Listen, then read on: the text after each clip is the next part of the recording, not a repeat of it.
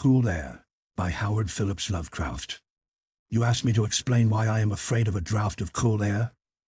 Why I shiver more than others upon entering a cold room, and seem nauseated and repelled when the chill of evening creeps through the heat of a mild autumn day. There are those who say I respond to cold as others do to a bad odor, and I am the last to deny the impression. What I will do is to relate the most horrible circumstance I ever encountered, and leave it to you to judge whether or not this forms a suitable explanation of my peculiarity. It is a mistake to fancy that horror is associated inextricably with darkness, silence, and solitude. I found it in the glare of mid-afternoon, in the clangor of a metropolis, and in the teeming midst of a shabby and commonplace rooming house with a prosaic landlady and two stalwart men by my side. In the spring of 1923, I had secured some dreary and unprofitable magazine work in the city of New York, and being unable to pay any substantial rent, began drifting from one cheap boarding establishment to another in search of a room which might combine the qualities of decent cleanliness, endurable furnishings, and very reasonable price. It soon developed that I had only a choice between different evils, but after a time, I came upon a house in West 14th Street which disgusted me much less than the others I had sampled. The place was a 4-story mansion of brownstone, dating apparently from the late 40s, and fitted with woodwork and marble whose stained and sullied splendor argued a descent from high levels of tasteful opulence. In the rooms, large and lofty, and decorated with impossible paper and ridiculously ornate stucco cornices, there lingered a depressing mustiness and hint of obscure cookery. But the floors were clean, the linen tolerably regular, and the hot water not too often cold or turned off, so that I came to regard it as at least a bearable place to hibernate till one might really live again.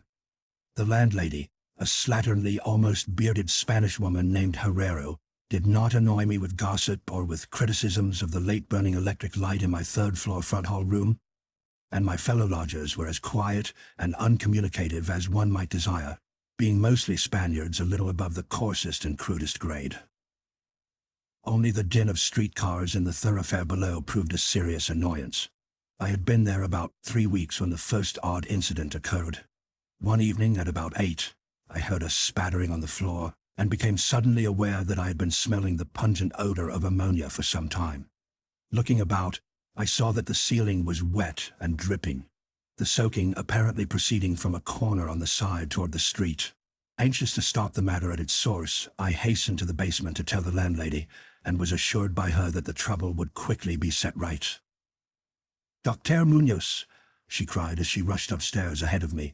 "He have spill his chemicals. He is too sick for doctor himself, seeker and seeker all the time, but he will not have no other for help. He is very queer in his sickness. All day he take funny-smelling baths, and he cannot get excited or warm. All his own housework he do. His little room are full of bottles and machines, and he do not work as doctor. But he was great once. My father in Barcelona have hear of him, and only just now he fix a arm of the plumber that get hurt of sudden. He never go out, only on roof, and my boy Esteban, he bring him his food and laundry and medicines and chemicals. My God, the salamaniac that man use for keep him cool." Mrs. Herrero disappeared up the staircase to the 4th floor, and I returned to my room. The ammonia ceased to drip, and as I cleaned up what had spilled and opened the window for air, I heard the landlady's heavy footsteps above me. Dr. Muñoz. I had never heard, save for certain sounds as of some gasoline-driven mechanism, since his step was soft and gentle.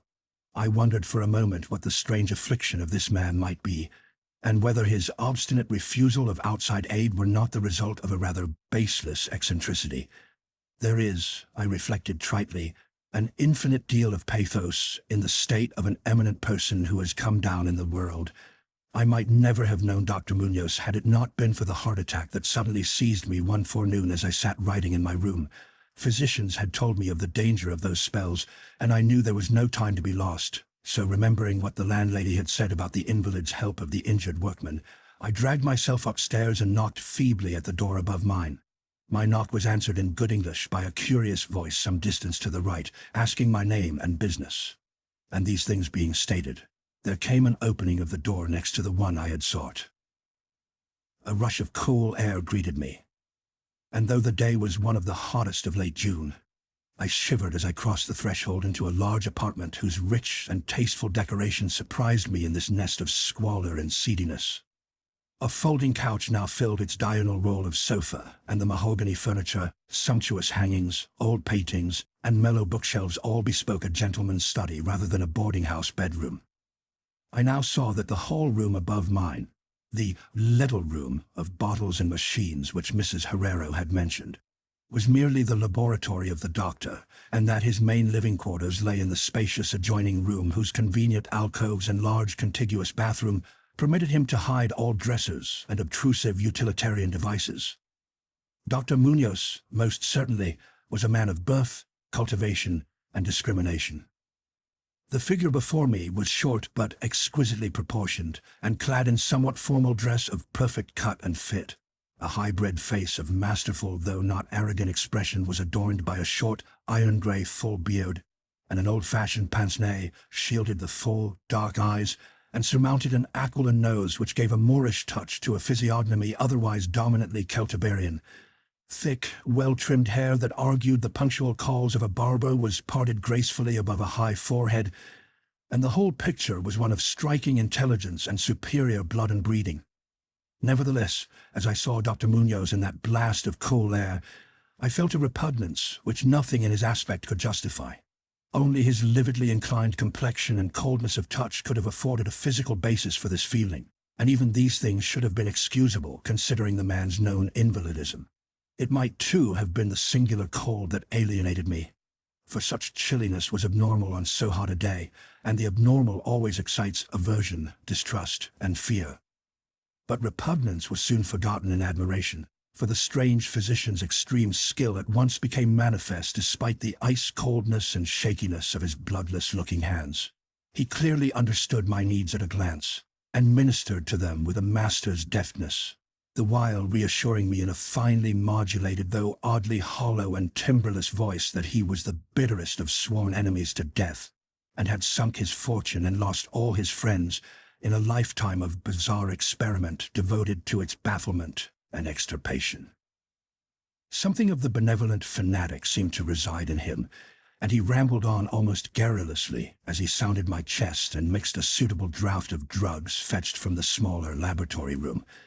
Evidently he found the society of a well-born man a rare novelty in this dingy environment, and was moved to unaccustomed speech as memories of better days surged over him. His voice, if queer, was at least soothing, and I could not even perceive that he breathed as the fluent sentences rolled urbanely out. He sought to distract my mind from my own seizure by speaking of his theories and experiments, and I remember his tactfully consoling me about my weak heart by insisting that will and consciousness are stronger than organic life itself, so that if a bodily frame be but originally healthy and carefully preserved, it may, through a scientific enhancement of these qualities, retain a kind of nervous animation despite the most serious impairments, defects, or even absences in the battery of specific organs. He might, he half-jestingly said, some day teach me to live, or at least to possess some kind of conscious existence, without any heart at all. For his part, he was afflicted with a complication of maladies requiring a very exact regimen which included constant cold. Any marked rise in temperature might, if prolonged, affect him fatally, and the frigidity of his habitation, some 55 or 56 degrees Fahrenheit, was maintained by an absorption system of ammonia cooling, the gasoline engine of whose pumps I had often heard in my own room below. Relieved of my seizure in a marvelously short while, I left the shivery place, a disciple and devotee of the gifted recluse. After that, I paid him frequent overcoated calls, listening while he told of secret researches and almost ghastly results, and trembling a bit when I examined the unconventional and astonishingly ancient volumes on his shelves. I was eventually, I may add, almost cured of my disease for all time by his skillful ministrations. It seems that he did not scorn the incantations of the medievalists, since he believed these cryptic formulas to contain rare psychological stimuli which might conceivably have singular effects on the substance of a nervous system from which organic pulsations had fled.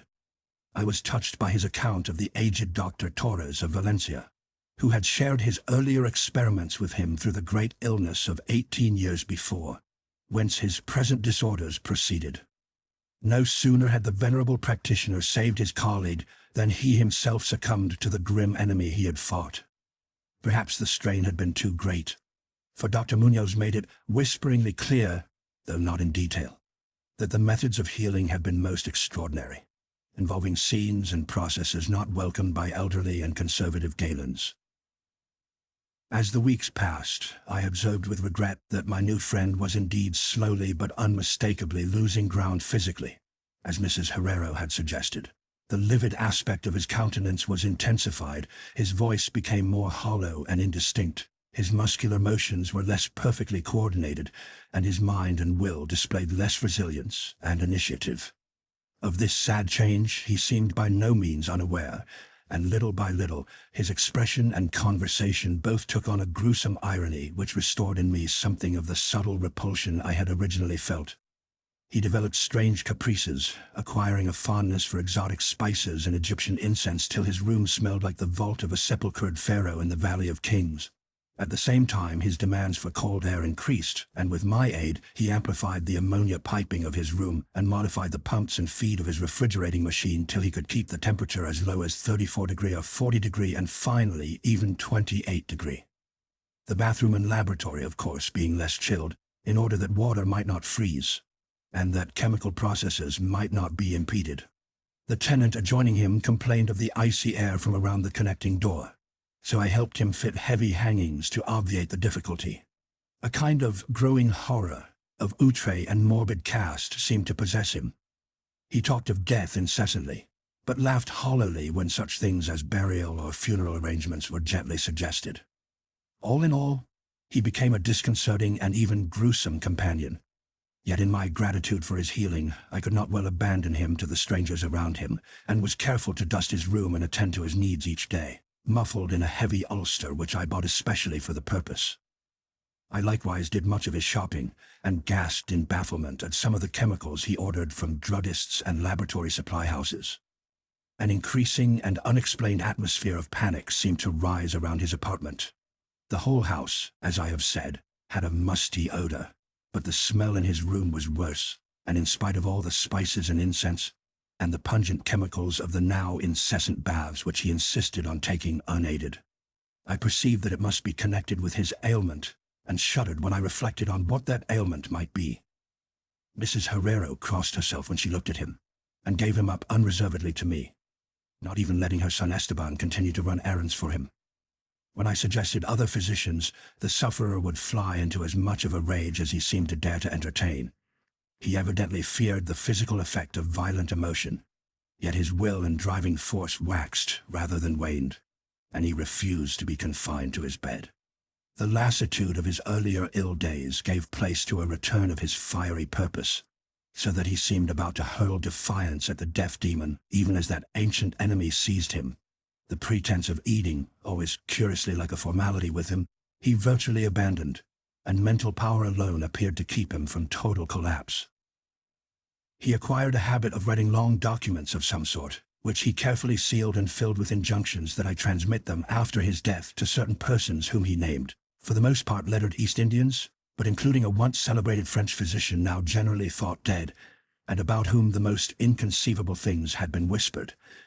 As it happened, I burned all these papers undelivered and unopened. His aspect and voice became utterly frightful, and his presence almost unbearable. One September day, an unexpected glimpse of him induced an epileptic fit in a man who had come to repair his electric desk lamp, a fit for which he prescribed effectively whilst keeping himself well out of sight. That man, oddly enough, had been through the terrors of the Great War without having incurred any fright so thorough. Then, in the middle of October, the horror of horrors came with stupefying suddenness.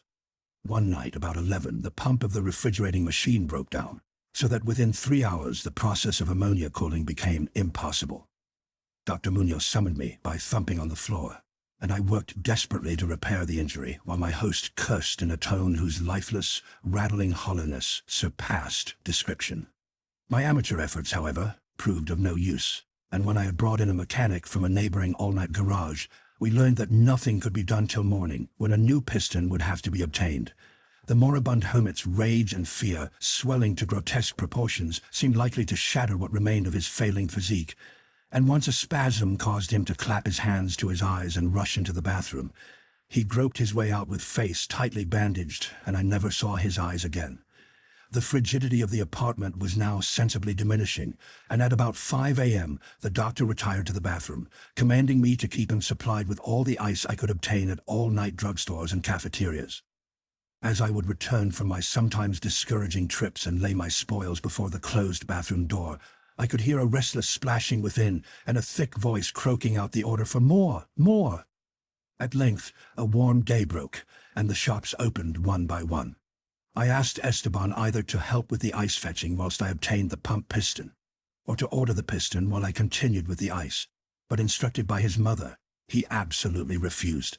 Finally, I hired a seedy-looking loafer, whom I encountered on the corner of 8th Avenue to keep the patient supplied with ice from a little shop where I introduced him, and applied myself diligently to the task of finding a pump piston and engaging workmen competent to install it.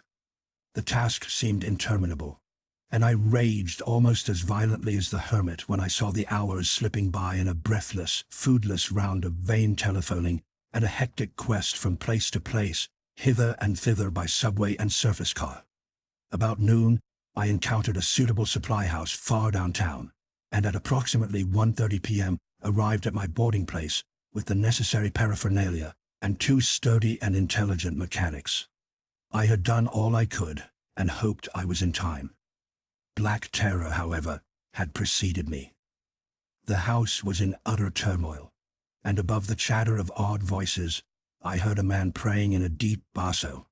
Fiendish things were in the air, and lodgers told over the beads of their rosaries as they caught the odor from beneath the doctor's closed door. The lounger I had hired, it seems, had fled screaming and mad-eyed not long after his second delivery of ice, perhaps as a result of excessive curiosity. He could not, of course, have locked the door behind him, yet it was now fastened, presumably from the inside. There was no sound within save a nameless sort of slow, thick dripping. Briefly consulting with Mrs. Herrero and the workmen, despite a fear that gnawed my inmost soul, I advised the breaking down of the door, but the landlady found a way to turn the key from the outside with some wire device. We had previously opened the doors of all the other rooms on that hall, and flung all the windows to the very top. Now, noses protected by handkerchiefs, we tremblingly invaded the accursed south room which blazed with the warm sun of early afternoon. A kind of dark, slimy trail led from the open bathroom door to the hall door, and thence to the desk, where a terrible little pool had accumulated. Something was scrawled there in pencil in an awful blind hand on a piece of paper, hideously smeared as though by the very claws that traced the hurried last words. Then the trail led to the couch and ended unutterably. What was, or had been, on the couch, I cannot and dare not say here. But this is what I shiveringly puzzled out on the stickily smeared paper before I drew a match and burned it to a crisp. What I puzzled out in terror as the landlady and 2 mechanics rushed frantically from that hellish place to babble their incoherent stories at the nearest police station. The nauseous words seemed well-nigh incredible in that yellow sunlight, with the clatter of cars and motor trucks ascending clamorously from crowded 14th Street, yet I confess that I believed them then. Whether I believe them now, I honestly do not know. There are things about which it is better not to speculate, and all that I can say is that I hate the smell of ammonia and grow faint at a draught of unusually cool air. "The end," ran that noisome scrawl, "is here. No more ice." The man looked and ran away. "Warmer every minute, and the tissues can't last." I fancy you know what I said about the will and the nerves and the preserved body after the organs ceased to work. It was good theory, but couldn't keep up indefinitely. There was a gradual deterioration I had not foreseen. Dr. Torres knew, but the shock killed him. He couldn't stand what he had to do. He had to get me in a strange, dark place when he minded my letter and nursed me back. And the organs never would work again. It had to be done my way. Artificial preservation. For you see, I died that time 18 years ago. Thank you for listening.